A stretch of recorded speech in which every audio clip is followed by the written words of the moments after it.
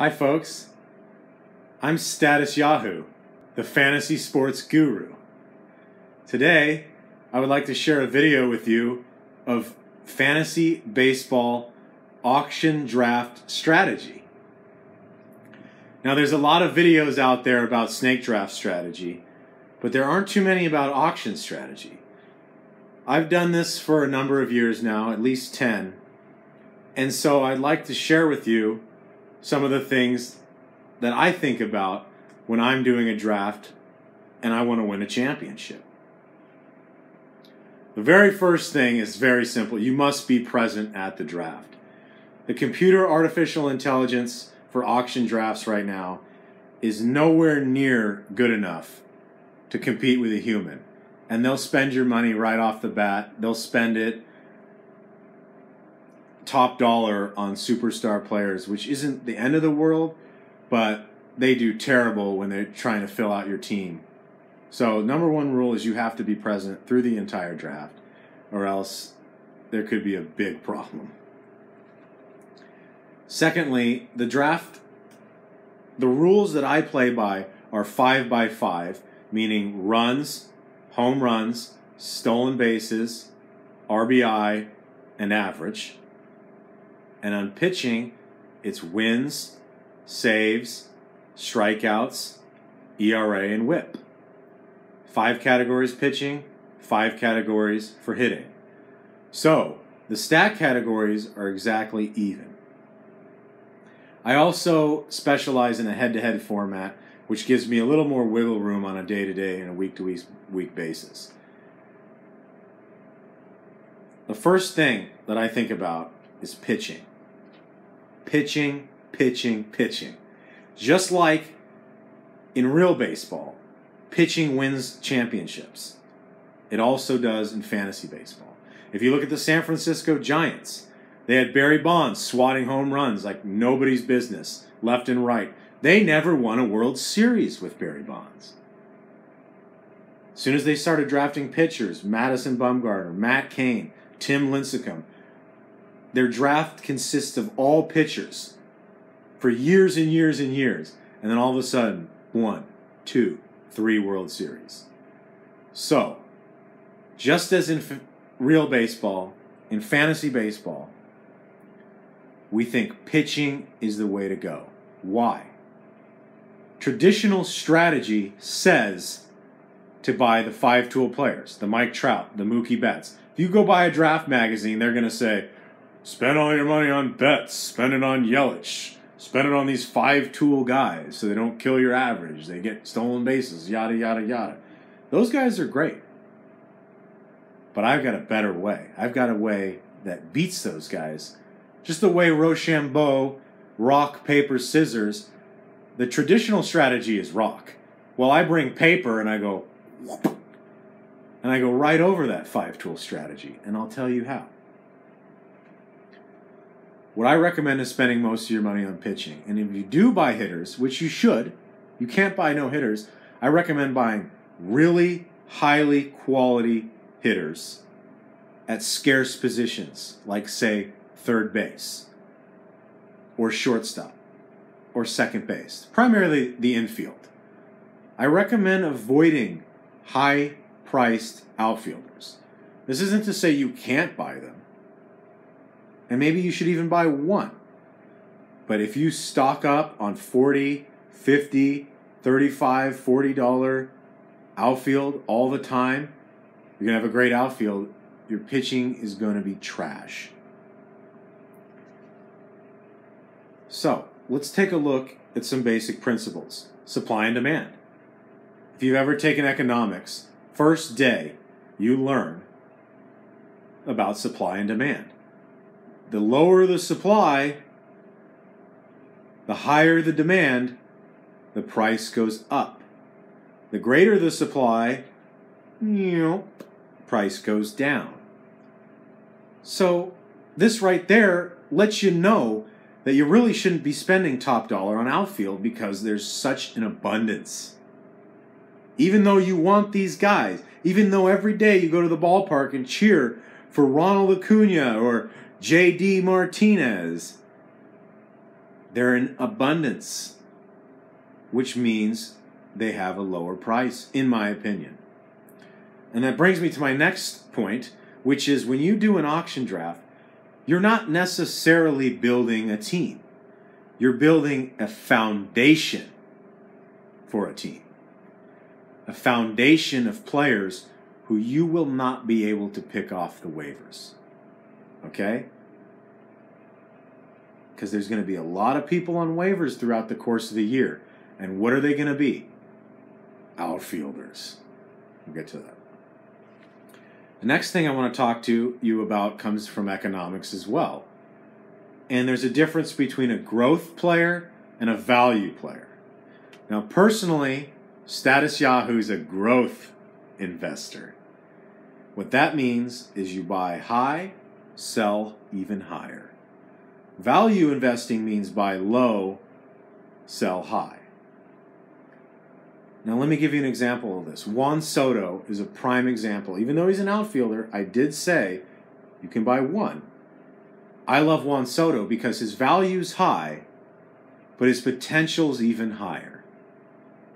Now a great example for a value player would get someone like Noah Syndergaard, whose value's low because in the past, he hasn't been able to make a full season. So if you can get him at a steal, get a good value, you can be a value player. I don't recommend this. It's not my style. But if it's your style, you can use it. Now moving on. The reason why I'm a growth player and not a value player is simple. The Mendoza Line. What I believe is there's a fine line. Now, if you further back this out, you can see there's a lot of space down below. I believe there's a fine line between the top players in the league above the line. You want as many players as you can get that are above this line. Because below this line are the interchangeable widgets. Now, who are the interchangeable widgets? These are the players that sometimes they're good, sometimes they slump. Sometimes they get injured, sometimes they get sent to AAA. Things happen. Guys like Justin Turner, A.J. Pollock, Nick Markakis. These are guys, there's just so much abundance of these guys. Even if they have value, you can find them off waivers. So there's no point in paying for these. Remember, we're talking auction draft strategy. We're talking about who you're going to buy. Not who you want on your team, who you're going to spend auction money on. Now, the other thing you have to think about is you don't want to spend all your money right away, but you also don't want to be too stingy because you cannot take this money home. If you don't spend this money at the auction, it's gone. Now, I did 5 auctions this year. This is March 20th, 2019. Baseball season started today in Japan, and I've done 5 auction drafts. I spent all the $260 in every single one, except one I had $8 left over. That's a huge mistake. And I even spent a little extra on players I didn't need. So I really had about $10 to $15 left over. That's a huge mistake. That's a closer. Okay, you can't make those mistakes. You're better off erring on the side of buying a really top quality guy and running out of money than you are being super, super, super stingy and getting great deals but leaving with money left over. So, my example for buying pitching is illustrated beautifully right here. Say your opponent drafts Ronald Acuna. Okay, this guy's hot. Ronald Acuna right now is super hot. Could be one of the best hitters in the league. Super talented. Cost you $41. That's what he's been going for in my leagues. $41. Okay? You get an outfielder. That's it. Not a third base, not a shortstop, not a catcher, not a guy that can get you saves, wins. No. Just one outfielder. $41. That's what my opponents did. What did I do? I bought Aaron Nola for $29 and Brad Hand for $12. Then I went and picked up Nick Markakis as my outfielder. So he has Ronald Acuna. I have Nick Markakis, who had more RBIs than Ronald Acuna last year. Gets about the same average as Ronald Acuna. Won't score as many runs, won't hit as many jacks, won't steal the bases. But he costs you $1. Meanwhile, I get Aaron Nola, an ace, and Brad Hand, a top closer. So now I'm getting wins, saves, strikeouts at a great rate, and ERA and WHIP. And I still have Markakis, whereas he is better than me in offense with his Ronald Acuna, but what does he have to put in his pitching? He either has to spend another $40, meaning he's at $80 for what I get for $40, or he spends the $41 and has trash pitching, which he picks up off waivers, which destroys his ERA, destroys his WHIP, doesn't have a closer, can't get saves, and struggles to get wins and strikeouts. What would you rather have? Exactly. The pitching. Plus, you cobble together the waiver outfielders, and they will win you categories here and there. What you're going to do is dominate the pitching categories.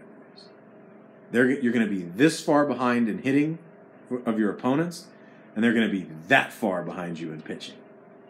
So, I'm pretty much done with my video, my very first video, Statisyahu auction draft strategy. But I would like to share with you, between my 5 drafts, probably the one that I feel went the best. Here I wrote it out. I'm making this video. I'm not editing it. I want to get it out today. I don't know how to put the graphics on the screen. I will learn. Don't worry, I will learn. But I just wanted to show you what I think was my best strategy.